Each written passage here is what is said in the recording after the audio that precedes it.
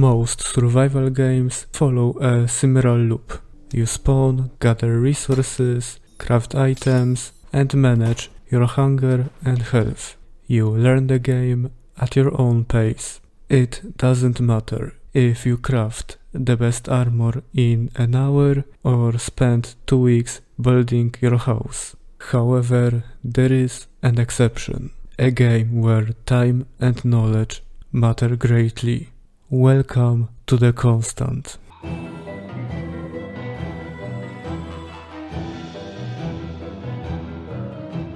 Don't Starve Together is a cooperative survival game made by Clay Entertainment, set in a hand-drawn dark gothic world.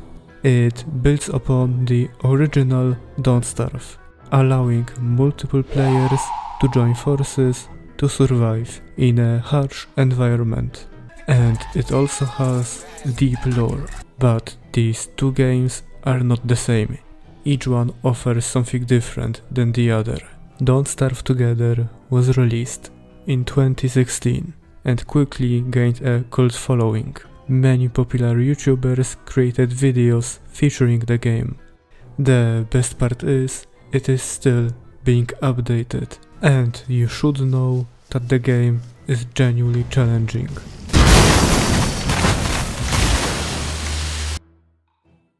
But do not fear, I will explain everything. Well, at least I'll try. There are currently 18 characters to choose from, each one with their own unique abilities, stats and playstyle. In this run, I will be playing as Wilson. You know, I'm something of a scientist myself. He can grow a beard that provides insulation, he can do alchemy, and most importantly, he can throw a torch. I know, game changing. But first, let's take a look at the HUD. In the upper right, you have your health, hunger, and sanity bars. If your health bar reaches 0, you die.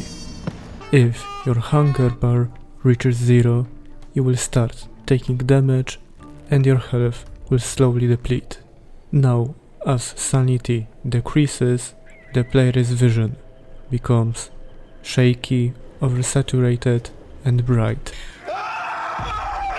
Whispers are heard and shadow creatures start to appear. These creatures become physical and aggressive, attacking the player when their sanity is below 15%. On the top right of the screen is the clock, which indicates the time, the day and the moon cycle. On the left is your crafting tab. Fun fact, you can actually pre-craft an item and free up some space for other resources. As soon as you spawn, you have to run, because time is precious. Initially, there is plenty of daytime, but as winter approaches, the days get shorter and shorter. Your priority is to gather as many resources like food, wood, stone and grass as possible. I find a mosaic biome in which there is a lot of boulders. I gather some gold, flint and stone in order to make a science machine, so I can craft a backpack. Then I make a hammer in order to destroy the machine and retrieve my resources. Remember to collect any flowers you find to craft a garland. When worn, it will restore 1 sanity point per minute. If you find some pig houses, destroy them. You will get some boards, but most importantly a pig skin, from which you can make a football helmet. It absorbs 80% of all physical damage. From a raw meat you can craft a hambat. It has unlimited uses, but spoils over time, dealing less damage as it spoils. This is a wormhole. They connect the same two places on the map. They are really useful for travel, because you don't have to run across the whole map. I come across a spider nest. At level 1 it is relatively easy to destroy, and you should destroy it, because you can get some silk that will be needed later.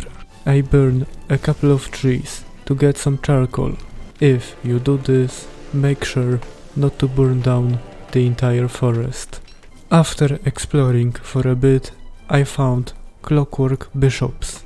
These mobs are naturally hostile, so they will attack you on sight. I craft a football helmet and attack them. The clockwork bishops have a range attack, so there is no point in kiting them. They dropped some gears and a purple gem. This is really a good loot. There is another pig village nearby, this time with a pig king.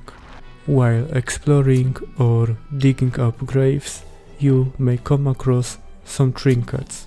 You can take these trinkets to the king, and in exchange he will give you some gold.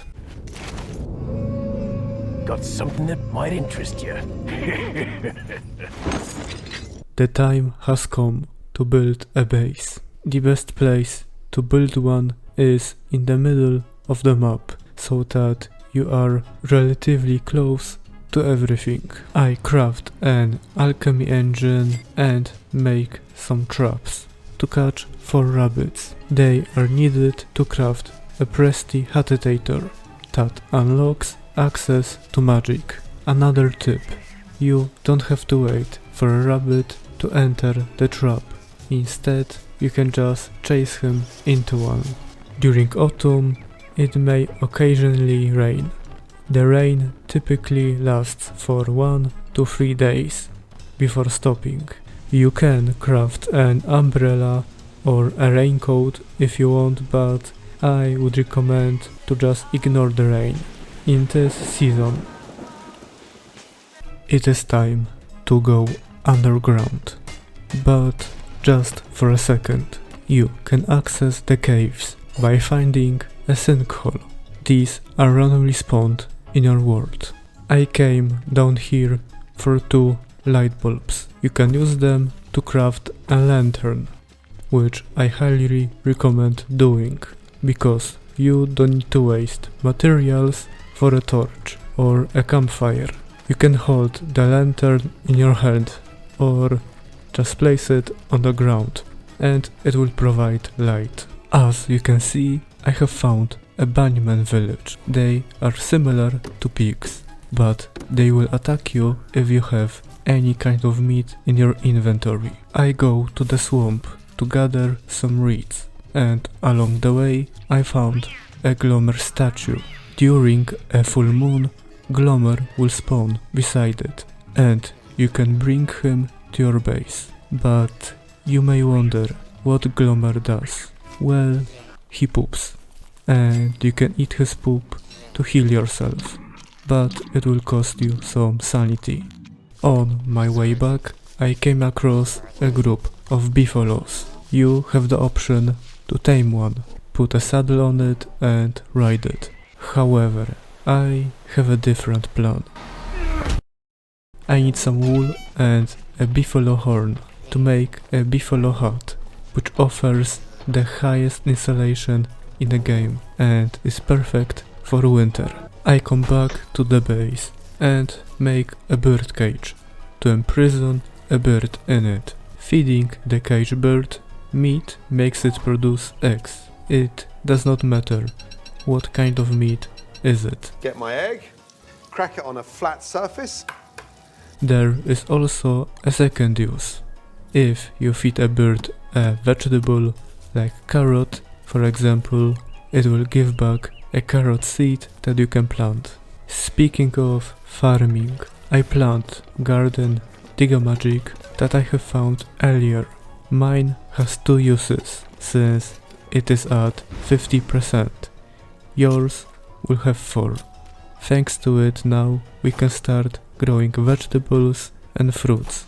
Take a seed and plant it. You can talk to the plants and water them to help them grow faster. Get my babies. This tomato will be Heinz ketchup, and this tomato will be Hunt's ketchup. Use a garden hoe to create more holes to plant the seeds. The world of farming is vast, complex, and beyond my knowledge. If you want to know more, you can easily find a detailed guide on YouTube. Next, I place a fridge and 3 crockpots around it, so that I can cook more than one dish at a time and have access to the fridge while cooking. To cook a dish, you have to put 4 edible ingredients into the crockpot and then click cook. There are hundreds, if not thousands, of combinations and recipes, so it is best to remember a few helpful ones and look up the rest online. For example, you can make meatballs, pierogi, or a meaty stew. You should use the crockpot as much as possible, instead of cooking at the campfire. Fucking bass is fucking raw! What the fuck is going on? Next day, I craft a net to catch some bees and butterflies to make my own bee boxes, so I can have honey. For one bee box, you need 4 yellow bees. Yes, it does matter, yellow bees. 1 honeycomb, which you get from destroying the beehive, and 2 birds. You should also catch some butterflies, because you can turn them into flowers that bees need to produce honey. Basically, the more flowers, the better. I have to warn you, if you attack the beehive, the red bees will want to kill you. The best strategy is to dodge and attack once. In theory, 2 or 3 bee boxes are fine. It is worth to mention that you should plant them further away from the base, so that when you harvest honey, the bees won't follow you to your base. He says he likes it here. I can see right through that. He doesn't fucking like it here. He lives at the fucking dump. Bees and wasps and rats and hornets and shit flying around.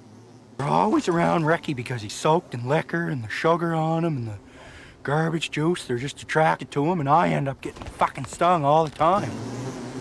Fuck, I hate bees. I have to be honest, I built the bee boxes and the farm a bit too late. Because of that, I did not use their full potential. I am on a remote island on the edge of the Gulf of Alaska at the very top of the Pacific Ocean. It is day 21. Winter has arrived. The most significant change is the drop in temperature, leading to freezing if the player's character gets too cold. Freezing rapidly decreases the player's health. To avoid freezing, you need to maintain your body temperature by regularly returning to a heat source, and you must prepare some items that will keep you warm. Remember that buffalo horn I got? I use it to craft a buffalo hat that provides the most insulation in the game. I also craft a thermal stone that absorbs heat from a fire, with the size of the fire affecting the maximum charge the stone can hold. Basically, the stronger the fire, the more heat the stone can get. It prevents you from freezing. However, it is important to remember that after a while you will have to heat up the stone again. Suddenly, I hear barking in the distance. The hounds are attacking. I make a new hambat and light a nearby tree to create a source of heat.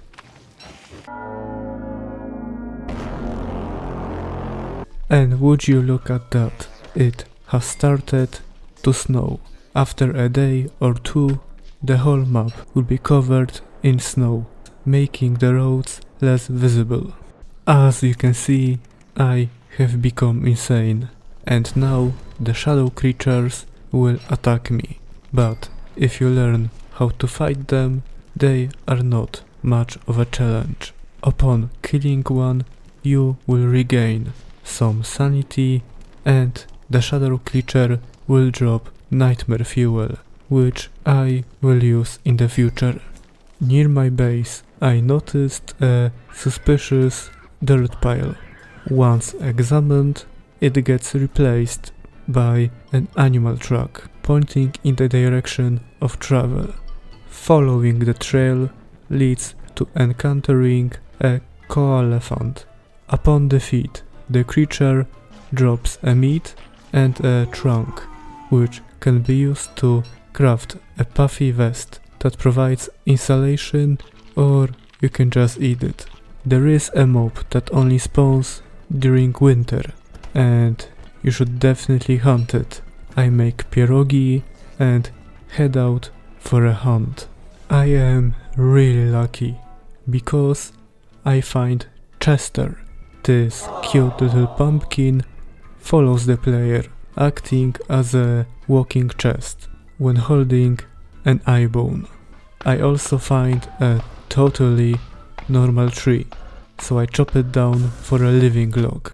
After a while, I finally find a walrus camp and my prey, Magtusk. This fight is a bit tricky because he will run away from the player and has a huge range attack. Fortunately, I have my pan flute, which puts everything to sleep when used. I take care of the hounds first and then defeat Magtusk, but unfortunately he did not drop what I was looking for, so I will have to come back in 3 days when he respawns and kill him again. I decided to cut down some trees for wood. What could possibly go wrong? I mean, it is just a tree.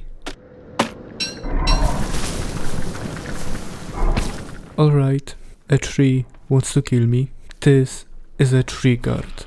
When one appears, it aims to attack whoever chopped down a tree near it and follows them endlessly, stopping when several new trees are planted nearby. Alright, a tree wants to kill me, but to be honest, it's not that bad. I have become insane. Great. As a professional Don't Starve player, I remain calm during these tense situations.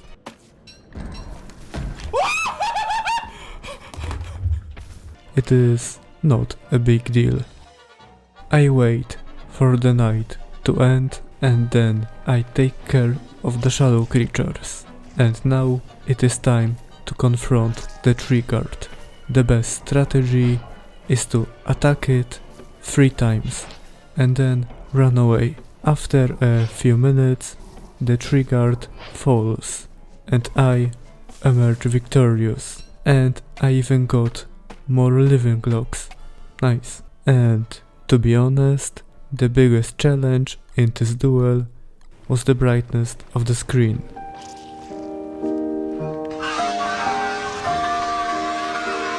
Winter and insanity are not a good combination. After a long and difficult journey, I have returned to my base. Thanks to the resources I have gathered, I can craft a shadow manipulator, which unlocks all of the recipes in the magic tab. But most importantly, I can create one of the best weapons in the game, the Dark Sword. The Dark Sword deals 68 damage per hit and has 100 uses. However, it also drains 20 sanity per minute while equipped, meaning you sacrifice a lot of sanity for a high DPS. After making some more food, I head out for another Magtusk hunt.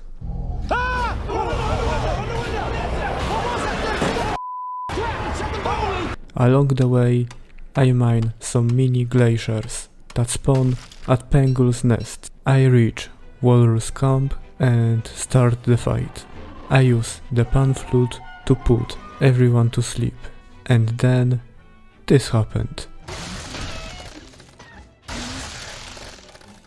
Blue hounds have an ability to freeze nearby creatures and the player upon death. I chase down Magtask and I finally get what I wanted, a walrus tusk. With it I can craft a walking cane. It increases the player's movement speed by 25% and the difference is really noticeable. I came back to the base happy and then this happened. This is a Night Hand. A Night Hand is a shadow creature that extends from the darkness to try to extinguish a campfire. To get rid of it, you need to step on it a couple of times and banish it to the darkness, and it will disappear. Well, winter is slowly coming to an end. It wasn't so bad, was it? Sure, there were some tense moments,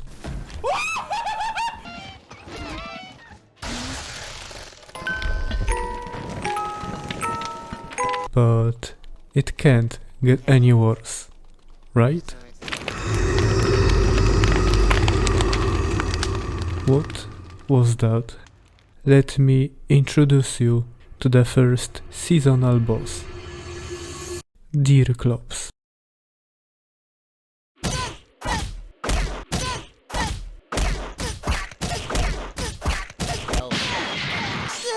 Game over, kid. Deerclops spawns at the end of the winter, near the player. Its approach is signaled by a deep moaning, and your screen will begin to shake. You should fight Deerclops away from your base, as it may lose aggro and attack your base. For this fight, it is important to have a lot of armor and a good weapon, like Hambat or the Dark Sword, and most importantly, food that restores health and sanity. However, I forgot about the second one.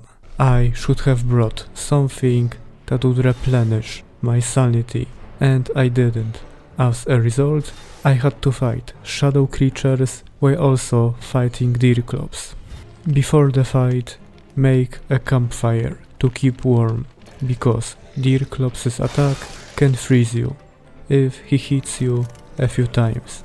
If you have a lot of armor, you can stand near the campfire and tank the hits.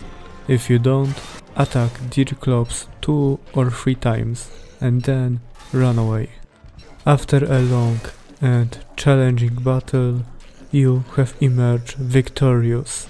You have conquered the winter and defeated Deerclops, the first and easiest seasonal boss in the game. Congratulations! Yes, you have heard me correctly. Deerclops is the easiest seasonal boss in the game. However, this is not the end. It is just the beginning. You will face many more monsters and many more challenges. There is still so much to do. The amount of content that I have completed is so little compared to what is left, but you will discover it on your own. This is where our adventure ends. If this video interested you in Don't Starve even a little bit, please give the game a try, and in return you will experience one of the best survival games ever made. This video is not a guide, but serves more as an introduction to the game for new players or reintroduction for the old ones. There is even a special deal where when you purchase a game, you get a second copy for free that you can give to your friend. So you can start your adventure with Don't Starve together. Oh, brother, this guy stinks! Or you can just play alone. If you ever feel overwhelmed, there are thousands of guides for beginners and more experienced players. The amount of content in this game is enormous. On one hand, you can simply focus on surviving, and on the other, you can fight harder bosses, try to clear more challenging content, explore the seas, or even gamble your clothes away. And the best part is, the game is still being updated to this day with more and more content. It is no surprise that this game has such cult following. You can tell that people really love this game, and the soundtrack is just flawless. Players can also make their own mods using a Steam workshop, and some of them are amazing. Well, I think that is everything I wanted to cover. Thank you for watching. Bye.